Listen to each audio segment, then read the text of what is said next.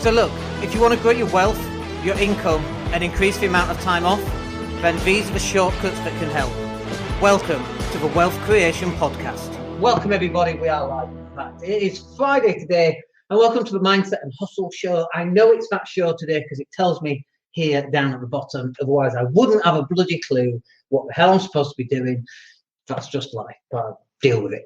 Okay, so Mindset and Hustle. In this session, I want to talk to you about dealing with toxic people who are unsupportive, and not only that, because they're like really obvious people, and so when they're really obvious, it's really easy because you can just tell them to jog on. But what about these people who are not so obvious? These people who kind of don't motivate or inspire you. They don't necessarily say bad things either, and they're not derogatory in any way, but they're not really supporting you. And you know, we've all had unsupportive and toxic people in our lives. Of course, we still have toxic and unsupportive people in our lives. Just been dealing with Leeds City Council this morning. I know they're not personal relationships, but good grief. They've given licensing, obviously, for parts of Leeds. And then as soon as we've done that, 20 or 30 houses have all gone up for sale, all from landlords. And then in 6 months, we're going to complain that there's no properties available. Beggars belief. But you have to deal with these people. So how do you do it? How do you deal with them? Well, first of all, you've got to understand that people see the world through the eyes from which they experience the world. So we talk about the identity shell. So they've got belief systems that might be contrary to yours. Give you an example to that. In a Guardian newspaper, any article about property, everybody hates landlords. I don't know why it is. It's just the Guardian, which you would expect would be a more motivational type of person who wants to be better off, but they hate landlords for whatever reason, and that's fine. But there's a lot of vile comments that go around about landlords, and that's okay. That's up to them. That's how they see the world. But you've got to understand that that is solely how they see the world. You see the world through your own eyes, and their belief system has told them that landlords are a particular type of person. Now, for me, landlords are usually very good, they're usually very helpful, they usually have their tenants' interest at heart. But you speak to someone from The Guardian and they're like, no, that's not true. And so it's based on their belief system. So you've got beliefs, you've got experiences. They might have been a tenant and they might have experienced life as a tenant with a bad landlord and then assumed all landlords were the same. Conversely, you might be a great landlord with a bad tenant and therefore assume all tenants are the same as well. We call that a complex equivalent, by the way, in NLP terms. It means that, you know, if you're driving a BMW and it keeps breaking down, not all BMWs break down, but that's how you might see the world. So you never buy a BMW again because it kept breaking down. But that's just that one experience, not everybody's experience. And so it's important to understand that when you have people who are toxic or unsupportive, they see the world through their own eyes. And when they're being unsupportive, by the way, it's not that they don't support you. They do support you. But their belief systems and their values and their experiences, especially when they're older, are that they vehemently believe that they are right and you are wrong. And so I was playing basketball this morning, as I always do on a Friday, thankfully. And during that session, we were talking about just this exact same thing, about how people's belief systems. Hey, Johnny's in the house. Welcome, Johnny. Good to have you here. Oh, there you go. So people's belief systems are very important in terms of how they see the world. And when you get someone who's more experienced than you, experience being they're older than you are.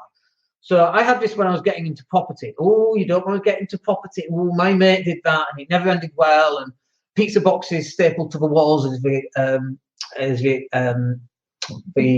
what's the word? The not experience. The example I always use, and it's ridiculous. Like, so what if you put pizza boxes on the wall? You pull them off, you plaster it, you paint it, you take it out of a bond, everyone's happy.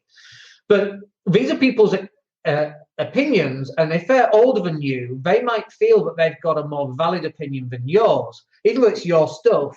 But if this person's got zero experience on property, or they've had one property and had that negative experience, that's a complex equivalent. That doesn't mean that that experience happens for all other properties. Trust me, it doesn't. We have far worse than that. We have cannabis farms and people not paying and not moving and all sorts of stuff, threats on life. And, I've been threatened to have my head kicked in, which is always fun, as a landlord. So you're like, and I'm, by the way, I'm like, right, motherfucker, I'm coming round. If you want to talk like that to me, then let's see how well you do. I can't help it. It's my upbringing, right? It's my belief systems and the way I've been brought up and the schooling and all these different things. But form my opinion about something are exactly the same as other people's opinions that form their opinions about whatever it happens to be, positive and negative. Just as your opinions are based on beliefs, values, experiences, education levels, intelligence levels. Common sense, for example, is something that we talk about being sorely missed in 2020. When people are driving a sat-nav and will follow it into a river, or, do you know what I mean? It's like, what are you doing? It's just common sense, The fact that we still have to have warning labels on bleach. I'm not saying we should kill stupid people. I'm just saying take the labels off.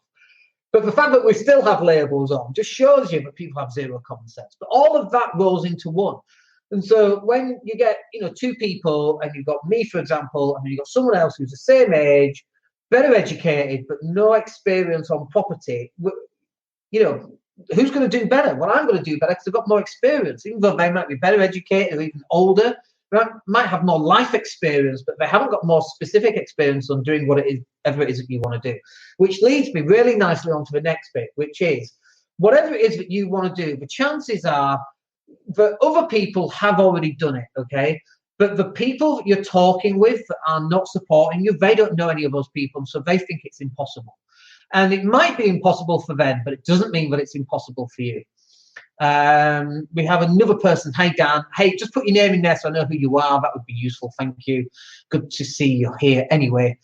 But the idea here is that your belief systems they're not necessarily set and you can change them, but for you, they are your belief systems. And when you start sharing them out with other people start going, well, no, I disagree. Well, I think that's wrong. And that, for me, I've had to learn this, right?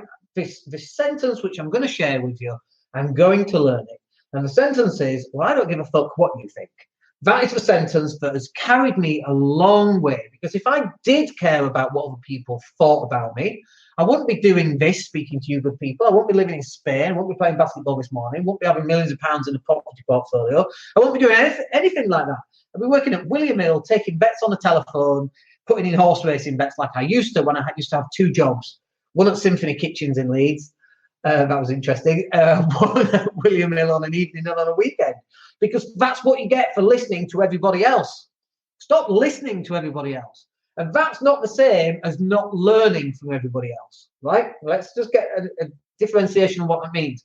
Stop listening to everybody else is where you're doing what they're telling you to do. Stop doing that. You can still learn from everybody else. This is what we're saying with Richard at basketball this morning. Learning from everybody else is fine. When you've got all the information that is relevant to whatever it is that you're doing, based on that information and based on your experiences, your values, your belief systems, and all that stuff, then you can begin to make the decision that's correct for you, not the decision that's correct for them. Because the people who are toxic in your life, first of all, do they even know they're toxic? I bet they don't. They have no idea that they have no idea that they are. I lost my train of thought, and I'll tell you why. Because I've got Tony in the house. He's a retired Lancashire copper, and if you ever know anything about me and coppers, we don't get on well. Except me and Tony do. And we've also got who we've got? Dan and Johnny, Andy Arter. Oh, so we've got everyone in the house. Well done. So thank you for joining me today. By the way, if you've got any comments on this, I'd like to know what you think as well about some of what I've been saying here. A lot of this comes from NLP, but a lot of this comes from my own life experiences. And it's like, when I stopped doing whatever I've done and started listening to everybody else and what I think that I should be doing based on what everybody else thinks, I've had far less success doing that than I have actually going out and making my own way in the world, making my mistakes. And by that, I mean all sorts of mistakes, like loads, and I'm still making them now. Leeds City Council come on, and it's instant wind up with Leeds City Council because I can't stand them. I feel dirty after emailing them. I feel the need to go and have a shower because they're just filthy people. They're just, they're like little people who are desperate to stop you making money or building wealth. And I think that, like, you want to come and work for the housing sector? Yeah. Do you hate landlords? No, but all right. Oh, you're no good for the job then. Do you hate landlords? Yeah, hate them. Yeah, you'll do. Doesn't matter how qualified you are, you'll do. Do you know what I mean? So, but you can't stop other people's opinions doing whatever it is that you want to go and do, because what's the point in that? You're supposed to live your life. One of the things that really winds me up is when I see people who say things like, well, I want to do this, but my mum and dad said I want to do this. How's your mum and dad got to do with it? If your mum and dad want to go do that, then let them go do that. You go and do whatever it is that they want to do. I get it. They love you and they care for you and they want to protect you from all the big bad people in the world. But how on earth do you go out and make mistakes? And this is one of the things that I'm constantly learning with my 5-year-old is at some point, you want to wrap them in cotton wool and you want to help them as much as possible. But at some point, you've got to let them fail. You've got to kick their ass at, which Monopoly is it? For My Little Pony Monopoly is the Monopoly that we're playing with her. And so at some point, she has to learn how to lose, okay? Not every time. Sometimes you lose as a parent because you want to teach them how to win, okay? And you want to teach them how to act when they've won, but also you want to teach them a lesson. You want to let them lose as well. Don't be competitive dad from the Fast Show, if you remember that. But you've got to teach your kids how to win and how to lose and how to act in victory and how to act when they lose as well. Now, by the way, this is coming from someone who hates losing. Play basketball today, 9-8 down, and it's 2 points for a 3-pointer, and 1 point, and I've only got 8 points. We play to 11, and I hate losing. I just hate losing. Right? I'm not playing this game to lose. I'm playing this game to win. Goddammit.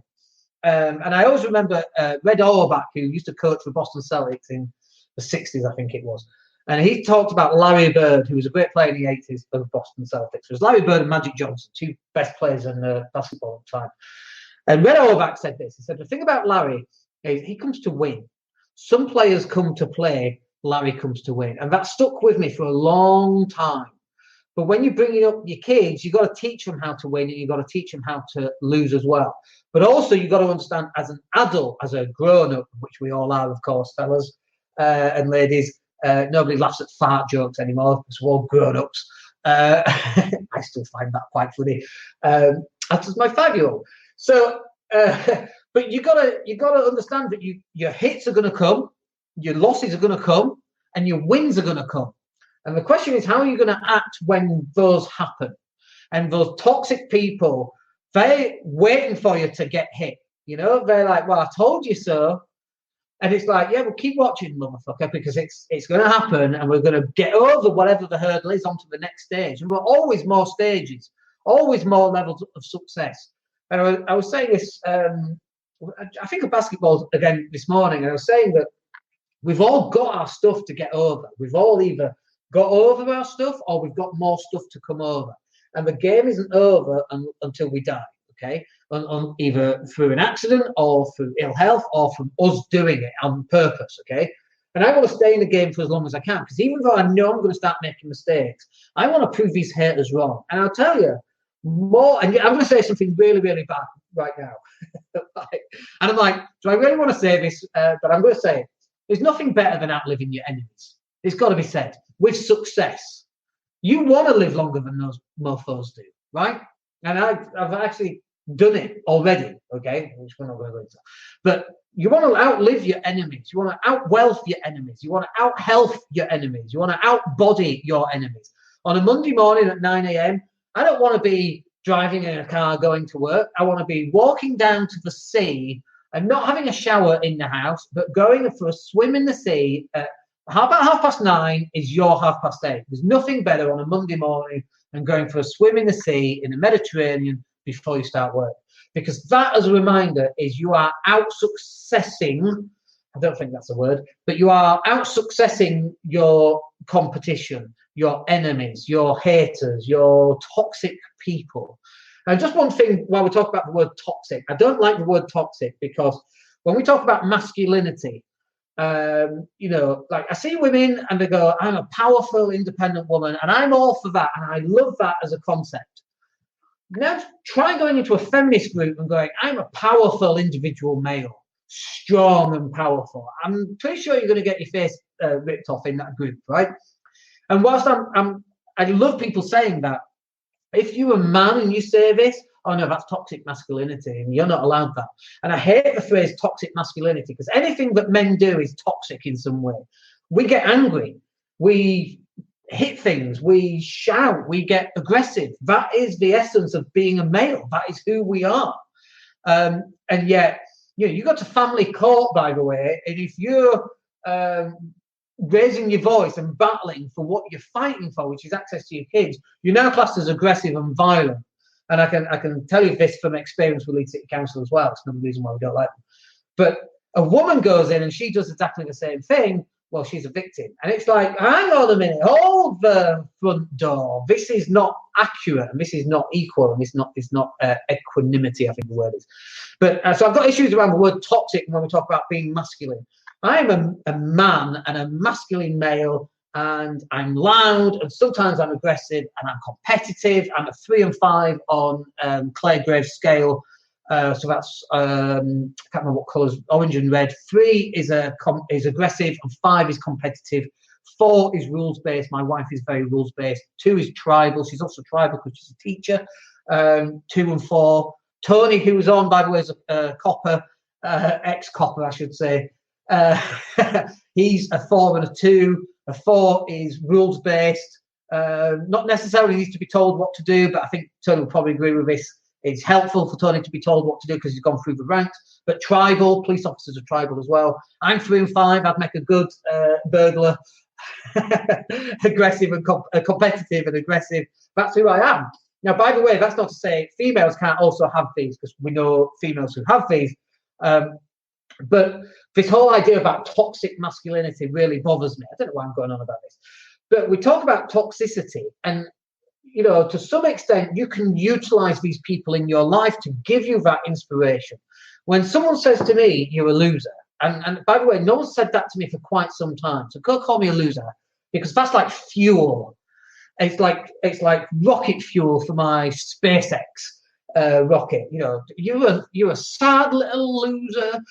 You probably live in your mum's basement. I'm like, yeah, I love those comments, because I'm like, yeah, but we just put an order in we put our deposit down for the Tesla Cybertruck, and it's like, yeah, I live in my mum's basement. That's why I've just ordered a Cybertruck mofo. So that's the aggressive and competitiveness coming through right there. So Tony Walsh is giving me the thumbs up. That's always nice.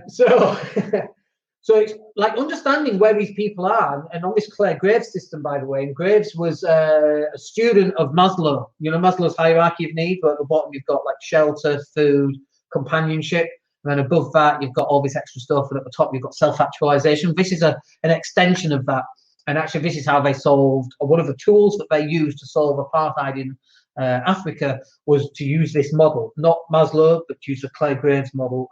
It's called a model of a value system. And so let's talk about the person who's toxic, who's even not supporting you. Where are they on that line? If they're a number 4, for example, my wife's a number 4. And so if I'm more aggressive going after something, that maybe horrifies her in some way. Thank you for posting loser. Who was that, you mofo? Right, let me show you. So I'm hurt. So, but my wife might disagree with how I go about doing things. And actually, because I'm very self-assured, and I'm self-assured because I'm 3 and 5, I'm competitive and aggressive. Okay, so I go after what I want. And I've learned, by the way, sometimes to fit into the tribe. Very difficult for someone who's got a mouth on them to fit in the tribe and not say anything. And this is how I do it. I fit into a tribe and don't say anything until disaster is about to strike. And then I step in and get them back onto the path. But to allow people to grow and come to the forefront, you've got to give them the reins so they can make their own decisions. If it's bad, then we need to help them, of course. But on the 5, which is competitiveness, like, is the person who's being toxic to you, are they being competitive in a jealous manner? Are they trying to play you down because they want to beat you? They want to get more rich than you are. They want to get more money than you are, better cash flow. They want to buy a bigger Tesla Cybertruck. And by the way, is the Tesla Cybertruck a humble brag? Is that my competitiveness coming out right there? Yeah, hell yeah. And is that the aggressiveness coming in? And is it not me following in and being a rules-based person, level 4, or tribal level 2? It is some of that too. So me trying to fit in on the rules is me trying to be greener and more ethical for the planet. Good for me, good for you, good for the planet. I would probably assume a Cybertruck, but I'd probably never have to fuel ever, because we live in Spain and in the sun with the solar panels, you get 15 miles a day. Well, I only drive 15 miles a day on a good day, right? Very rare do I drive more than that. So I probably never have to put petrol in it. Not petrol, I never have to put electricity in it because it's self-fulfilling, if you like. I'll take the loser down. Where are we? There we go. So, but then, am I tribal? Yeah, I've got shares in Tesla. I'm buying a Tesla. I love everything that SpaceX does. I love seeing the rockets going up. I love the fact that there'll be Teslas driving on Mars. My truck is going to drive on Mars. Think about that for a moment. How empowering that is for someone who's invested in that company for the good of mankind. How cool is that? There's some aggressive and some competitive stuff in there. But this is what makes a person up.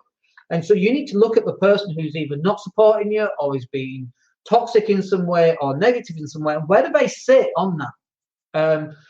As you get higher up, it goes to level 7, 8, and 9. And these are like self-actualizations where everything that you do is good for you, good for the planet, and so on. So like on the property sourcing training that we provide, which we're about to add a price point on. It's been free for a couple of months. We're going to stick a small price point on that. But me giving that away is me being at the point of self-actualization. Now, I don't live at the point of self-actualization. I'm far too selfish for that. Because if I did, I would be spending 99% of my time solving the homeless problem. And I'm not that charitable. I am charitable, but I'm not that charitable, okay? Maybe charitable more than... I don't know even how you measure it. But I have moments of self-actualization, and that's the level that I'm comfortable at. And then you have other people who are completely at the level of self-actualization. Let's assume for 1 second that that's Greta, and I don't believe that for one moment. There's other stuff that's going on with Greta. Greta Thunberg, of course. Everybody loves Greta. But she believes she's at the level of self-actualization. Her parents believe that she is at that, although her parents are probably getting other stuff coming off this, by the way. Well, let's not go into that too much. But that's where Greta thinks she is, and if that's what helps to manipulate the planet into being a better, more greener, more ethical, good for you, good for me, good for the planet kind of thing, then I'm all up for that. Although there are other stuff going on underneath the surface if you take a look closer. So what's this got to do with toxic people, unsupportive people? This is the key for me. Get rid of them. Move them out of the way. And when I say this, you've got to be aware. Some of these are your partner, they're your family. Some of it is their own programming. So if they've been in the army or the police force, protect Tony. Tony's built a certain way and thinks a certain way, and he's been indoctrinated that for the last 30 years to think that certain way, right? I think that's probably fair to say. AML, yes. Tony's just saying that risk assessment and the policy for anti-money laundering on the property sourcing. Thank you for that, Tony. Very relevant. And the due diligence pack is here as well, by the way, which you can just take a look at. You should have a look at that. Let me put you back to Mindset and Hustle. So this is what I want you to do then. I want you to think about who is the toxic people in your life. And if they are family or close friends, maybe it's time to see them less. If it's your partner, that could be something else entirely. You need to go on the journey together. Those that go on self-development courses together, evolve together. When you have a person on a self-development course and the other person isn't, they evolve separately. Let's just have a look at any comments there. Tony's just asking about the Tesla. Is it a rejig DeLorean from Back to the Future? It kind of looks like one, actually. It is very, very similar. Let me hide that comment and get to that comment. Hide it. Not that one. Yeah, that's that one. What do I want to hide? This one here, banners. There you go. Not that one. So this is what you want to do. You want to get rid of toxic people. If they are close-knit family and so on, you want to work out how often each year you want to see them. The funniest thing I saw was a guy on stage and he's going, I love my family. My mum, my dad, my brothers and sisters, I love them. That's why I spend at least once a year making contact with them, because that's how much I love them. And he loves them lots, but he just doesn't want to hang out with them, if you see what I mean. So that's number one. Work out who are the toxic people and decide if you want them in your group anymore. And you might outgrow people, and that's okay to do. And then the second bit that you want to be doing here is that you want to be identifying people who you want in your group. Who can you have a phone call with once a week, once a month?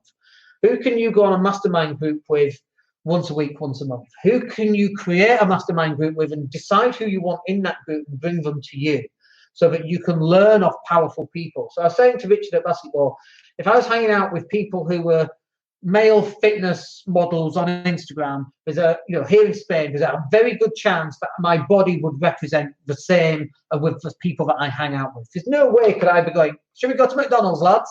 That's just not going to happen. It'll be, can we go get some kale and a bit of working out? That's probably what it would work out as. And I don't hang around with those sort of people. So if that's a goal of mine, and it is definitely a goal to have a better body, as I am quickly approaching 50 in the next 2.5 years, then maybe that's something that I need to do. But what is it for you? What is the mastermind that you want to be doing?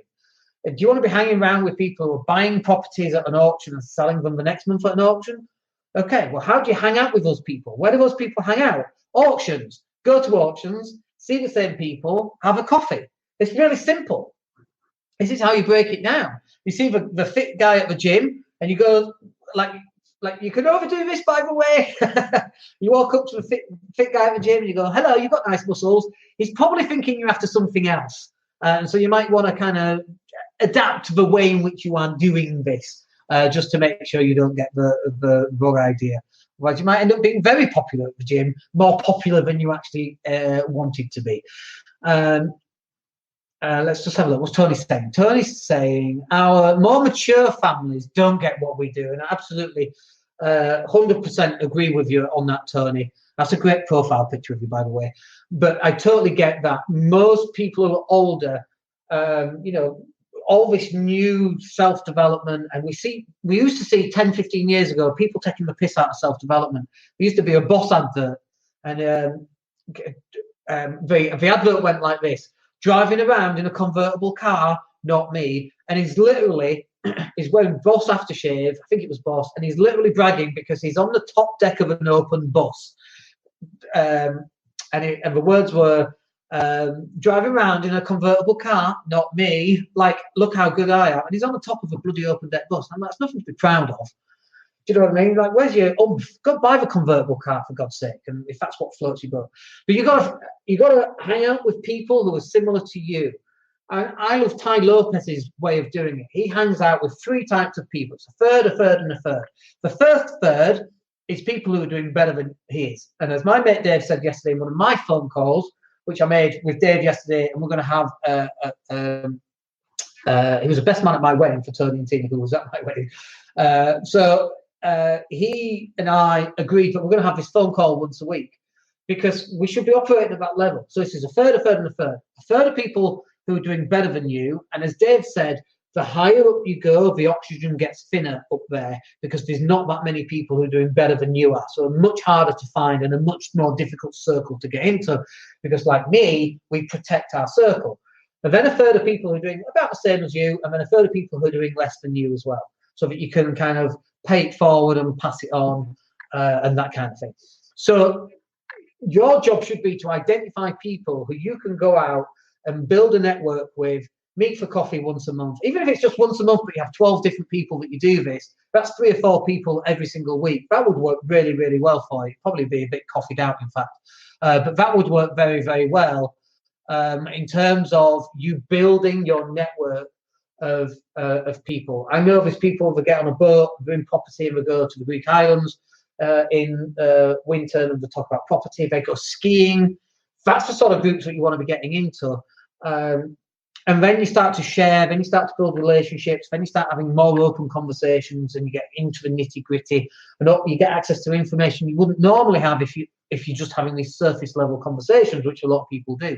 And then the other side of this as well is you can't have these on Facebook. You've got to have personal phone calls. You've got to have one-on-one meetings. You've got to have one-to-many group meetings, a small group of people, mastermind it, whatever that happens to be. That's what you need to do. So look, that will do us for today. We've gone for about half an hour here, far more than I actually anticipated. But I hope that's useful for you. We've got a comment come in. Let's just see what that was. Do you think we still don't celebrate success as a country? Yes, absolutely we don't celebrate success. And when you go to Tony Robbins, Unleash the Power Within, he's like, imagine you've done the most amazing thing and then celebrate. And everyone's jumping up and down and woo, and hugging each other and singing and crying. And I'm like, I've done some amazing things in my life, but I've never celebrated like that. Do you know what I mean? We're English. We go, yep, that's how we celebrate stuff. And I'm not saying that you have to jump up and down and hug strangers. And it's somewhere in between, but whatever's comfortable for you. But I think you should be having celebration of success at least once a month, right?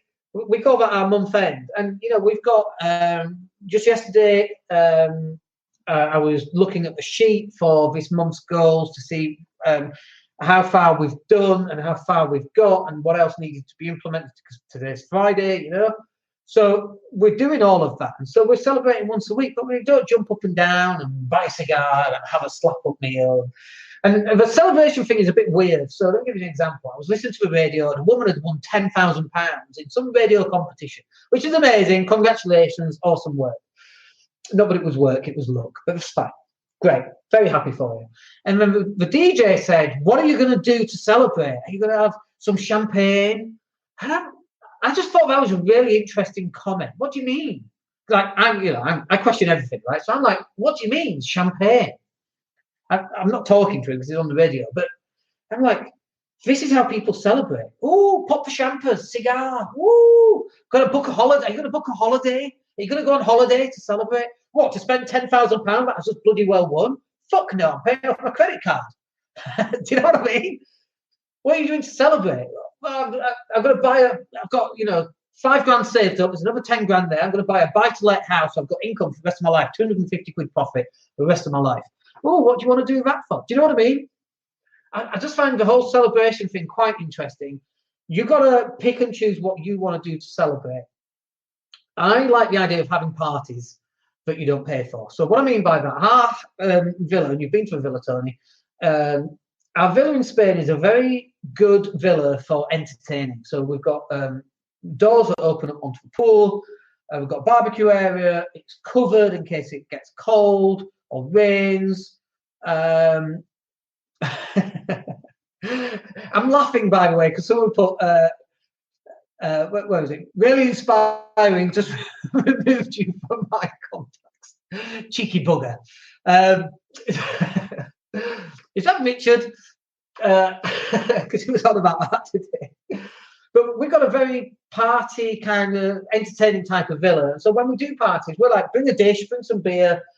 You've got our oven, we'll put the barbecue on, we've got the pool, we'll bring the music, but everybody else brings other stuff. It's very little work to do. We have, I almost said plastic plates, but we don't do that because Greta would get upset. We have paper plates and knife and forks, okay? So do we use plastic knife and forks? That's going to have to change.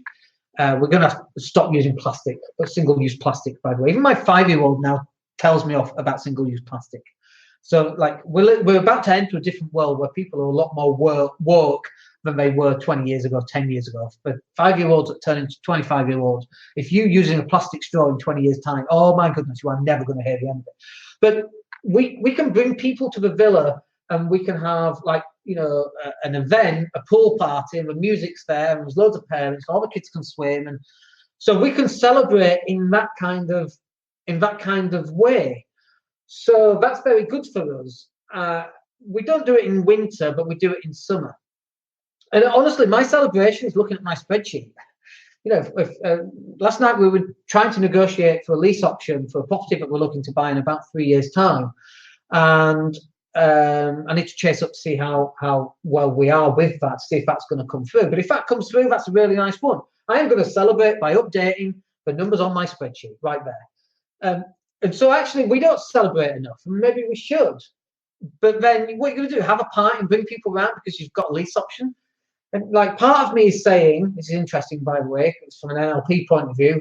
Part of me, this is what's called a parts integration. Part of me is going, well, you don't want to brag. And another part of me is going, fuck, you want to brag, right?